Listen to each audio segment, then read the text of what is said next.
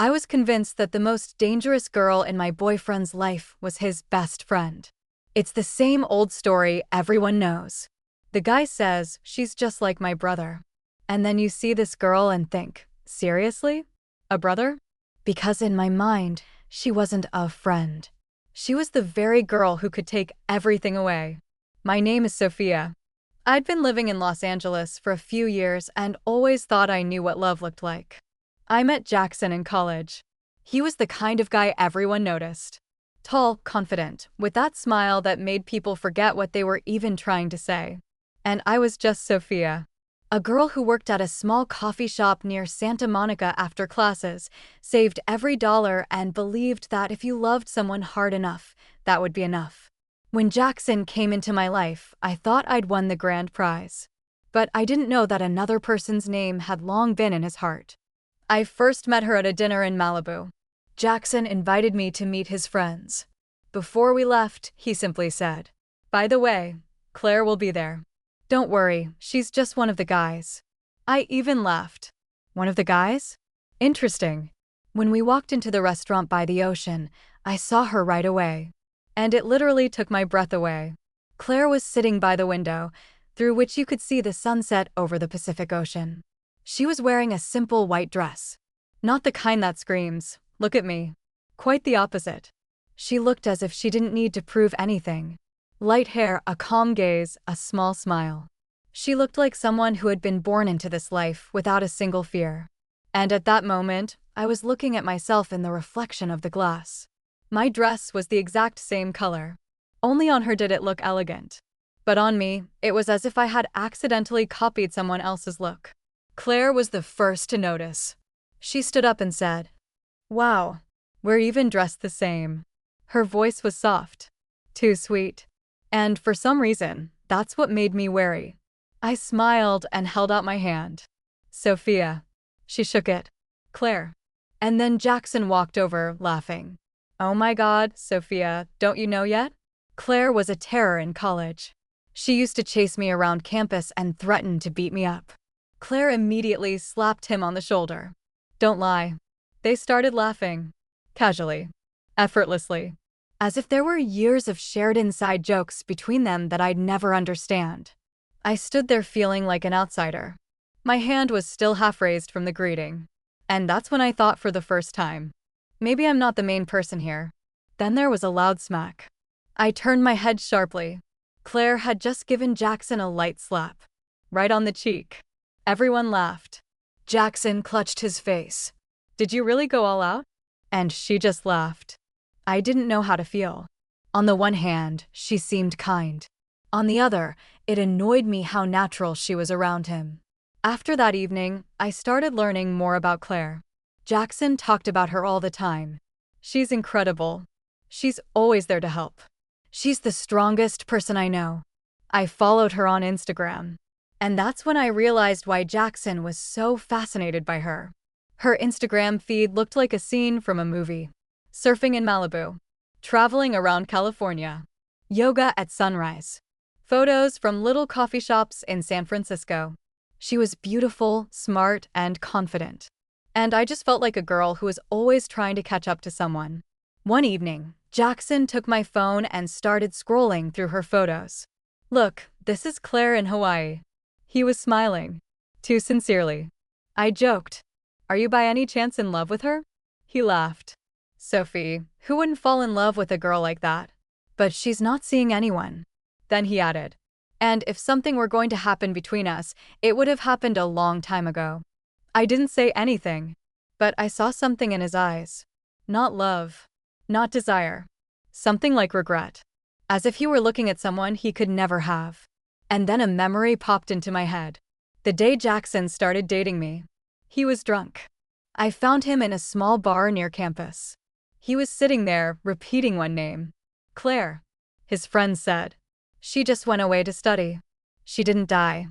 I didn't understand that at the time. I just took him home. He could barely stand on his own 2 feet. By the side of the road, he threw up right on my clothes. And I didn't even think about how disgusting it was. I was just worried about him. He looked at me with his drunken eyes and said, "You're the only one who won't leave me." And then, Stay with me. And I agreed. Because I loved him. I thought love was about putting up with things. About forgiving. When you prove that you're worth being chosen. But I didn't know that one day someone would come along who wouldn't ask me to prove anything. Someone who would simply choose me. Even if I didn't understand it myself yet. Claire's birthday party was held at her house in Malibu. I still remember the moment we pulled up. A huge house on a hill. Floor-to-ceiling windows. A pool that looked right out onto the ocean. It all looked like a scene from a movie. I got out of the car and instinctively slowed my pace. I felt awkward. Not because of the house, but because of the feeling that I was a stranger here. Jackson didn't even notice that I'd fallen behind. He kept walking ahead, as if he were in a hurry to see someone. I wanted to take his hand, but he was already at the door. And just then, it opened. Claire came out to meet us. But she didn't look at Jackson. She looked at me. For a second, her eyes softened. She walked over and hugged me. Sophie. I was taken aback. Happy birthday. I handed her the gift. She smiled. Thank you. But her gaze wasn't on the box. It was on me. On my dress. You're beautiful. I didn't even know what to say. Because I was expecting something else. I was expecting her to be that perfect girl who would make me feel small. But she was just standing there in front of me, smiling sincerely. She was wearing a champagne-colored suit. The exact same shade as my dress. My first thought was, she did it on purpose again. But then I saw her face. She looked happy. Not triumphant. Just happy. There were a lot of people at dinner. Wealthy families. Her parents' friends. People talking about travel, business, and things I knew nothing about. I felt out of place. While everyone was talking, I just ate. Because the food was incredible. Seafood. Dishes I'd never tried before. And at some point, I realized Claire was looking at me. My first thought was, she's laughing at me. I wiped my lips with a napkin and sat up straight. But she was just smiling. Later, I realized why. She was happy that I'd finally allowed myself to enjoy something. But I didn't know that then. I knew only one thing. I was tense. And what hurt me the most was that Jackson didn't even notice. After dinner, it started to rain. Claire said, "It's late. Stay the night." I wanted to refuse. "No, we'll go." But Jackson answered before I could. "Okay, we'll stay." I looked at him. "Jackson, I'm not feeling very well." He didn't even look up. "Just get some rest." His tone made it sound like I was causing trouble again. I went to the guest room. At first, I thought I was just tired. But after a few hours, it became clear. I had a fever. A high one. My body was burning up. My head ached as if it were being squeezed from the inside. I lay under the blanket and thought, I won't bother anyone. Because that's what I always did. I endured it. I waited. I didn't want to be a problem. But in the middle of the night, thunder woke me up. I tried to get up. I needed to find some medicine. I took a few steps. And my legs just gave out. I fell to the floor. A second later, the door opened. Claire walked into the room. Her hair was a little tousled. She must have woken up from the noise. When she saw me on the floor, her expression changed. "Sophie?" She hurried over. She touched my forehead. And her voice turned serious. "You have a very high fever." I could barely speak. "I didn't mean to bother you." She looked at me as if I'd said something strange. "Are you serious?" I stayed silent. "Sophie, you're sick. You shouldn't be sitting here alone." She immediately started getting ready. "I'll take you to the hospital." "No, I'm fine." "No." For the first time, I heard such firmness in her voice. Not rudeness. Concern. She found her jacket. She covered me with her blanket. She put a raincoat on me. It was pouring rain outside. The car wouldn't start. We were stuck far from the road. And then Claire said, "The hospital is a few kilometers away." I laughed in a weak voice. "Are you kidding?" She looked at me. "No." And I realized she was serious. She hoisted me onto her back. "Claire, be quiet and hold on. I'm heavy." She even took offense. "Do you seriously think I'm going to let you walk on your own in this condition?" And she set off. In the rain. With me on her back. Step by step. The wet road. The cold wind. the dark night. But her arms held me so tightly, as if I were the most important person in the world to her. I leaned against her shoulder. And for the first time ever, I thought, what if I was wrong? Maybe she never wanted to take my boyfriend away. Maybe she'd been trying to save me all along. By the time we finally reached the hospital, I was already almost asleep. But before I lost consciousness, I heard her voice. Sophie. I barely opened my eyes. What? She said quietly. You shouldn't have had to go through this alone. And for some reason, those words struck me harder than anything else. Because during all that time with Jackson, I couldn't remember the last time anyone had said something like that to me. After that night, everything changed. I could no longer look at Claire the same way. The girl I'd considered an enemy turned out to be the only person who noticed that something was wrong with me. She didn't ask why I hadn't called Jackson. She didn't blame me, saying it was my own fault. She was just there for me. When I got home from the hospital, Jackson didn't even ask how I was feeling. He mostly talked about how he'd missed a work meeting because of our trip. I sat on the couch and listened to him. And suddenly, I realized one simple thing. For years, I'd been afraid of losing someone who hadn't been afraid of losing me for a long time. That evening, Claire texted me, "Check your temperature and eat something decent." I stared at the message for a few minutes, because it was so simple. But no one had done little things like that for me in a long time. Gradually, we grew closer. Not because of Jackson, but in spite of him. I started inviting Claire over on my own. At first, I even asked Jackson, "Do you mind if Claire stops by?" He looked at me in surprise. "You've finally stopped making up problems." I said nothing. That phrase would have hurt me before, but now I just took note of it. He always did that. When I was hurting, he made me doubt my own feelings. When Claire came over, Jackson suddenly became a different person. He cooked dinner. He cleaned the apartment. He'd show off his cooking skills.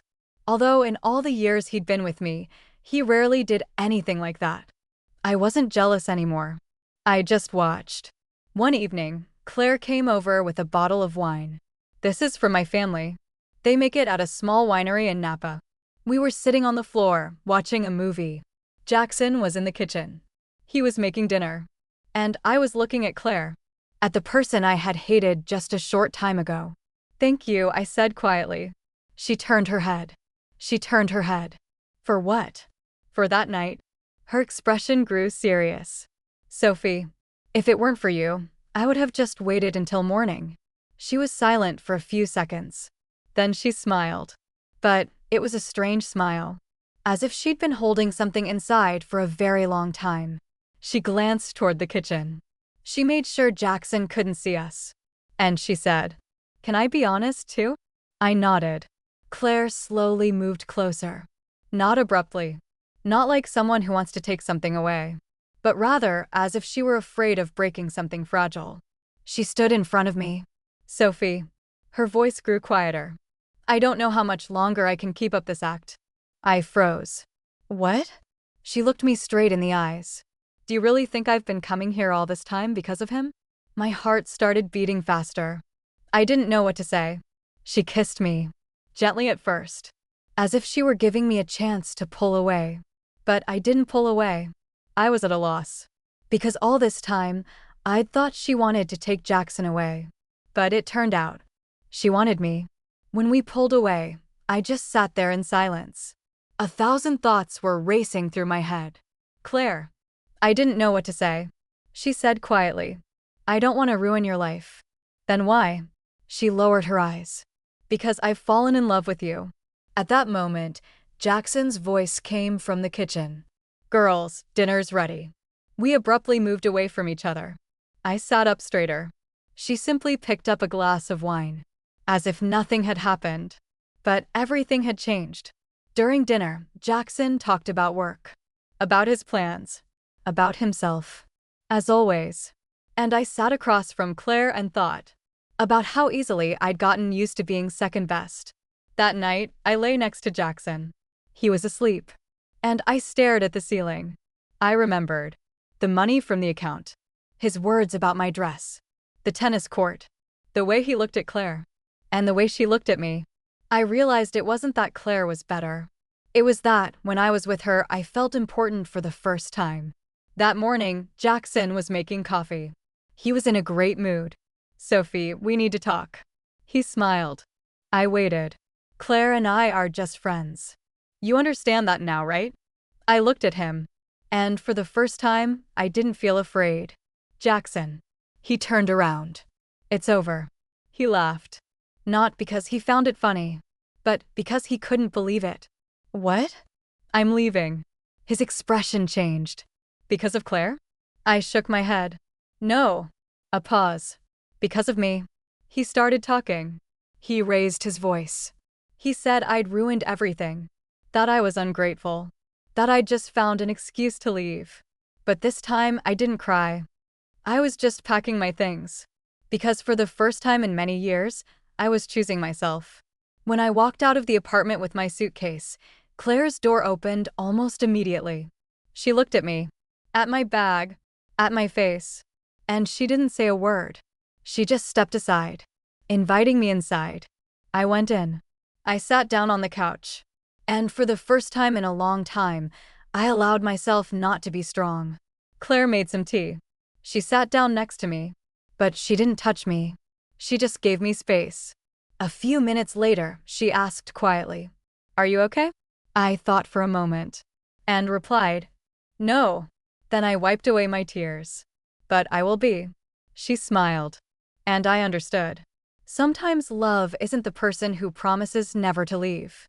Sometimes love is the person who simply sits beside you when you can no longer stand.